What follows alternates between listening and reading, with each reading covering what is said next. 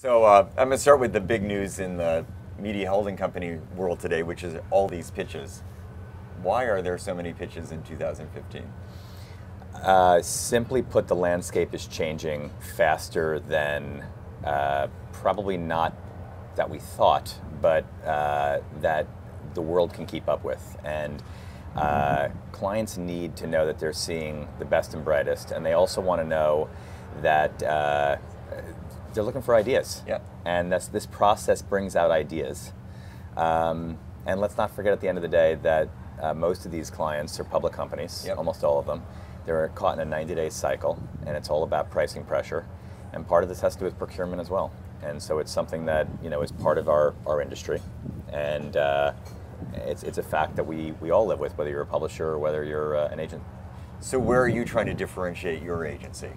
So we do 3 times a year, we do a review process with our clients. Okay. And so we reach out to them with a couple of very simple questions, and we get scores and some really interesting narrative back. And really what it comes down to is 2 things. Clients are looking for tools, and they're looking for people. And you can put a whole bunch of words and ideas and thoughts underneath each of those 2 concepts. But the tools are the foundation. They want to make sure that agencies have the right foundation. Strong buying with great efficiency, best-in-class tools that are taking advantage of all the various insights that we can gather on their customer and then use it in real time. And on the people side, it's the same thing that they've been looking for forever, but the needs change, and it's more digital, it's more mobile, it's more analytical. So it comes down to tools and people, though. Well, let's keep going on those, because I think that's what people are interested in here. When we think about tools, one of the places Weather works with you guys is Around the Loop, which is a set of tools. So how is that going, and which clients have been particularly good users of the Loop? Yeah. So the Loop is, we call it our operating system. So it's a room, but it's also a process by which we work. And teams come into the room on whatever cadence is relevant to that business. It could be daily, it could be weekly, etc.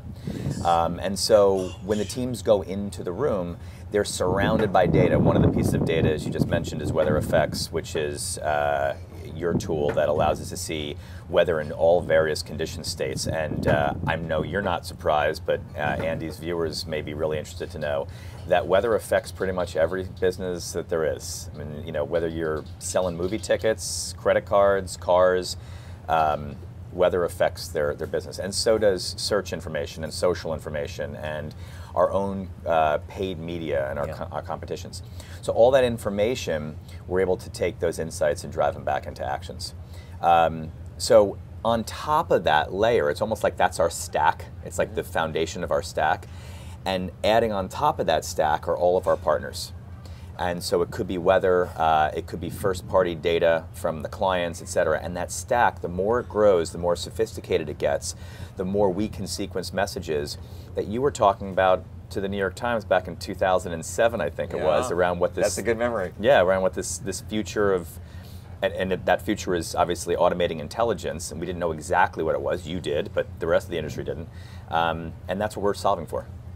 Well, but then you need talent to use those tools.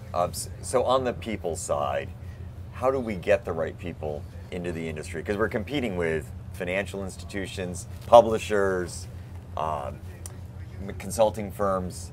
There's a lot of places that need data and analytics capability. Yeah. How do you get them into an agency?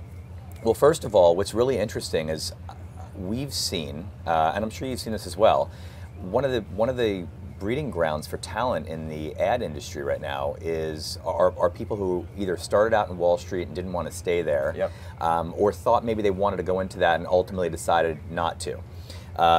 There's a similar mindset that goes into trading in a programmatic world and a data-driven world, and trading at a trading desk in finances, in financial services.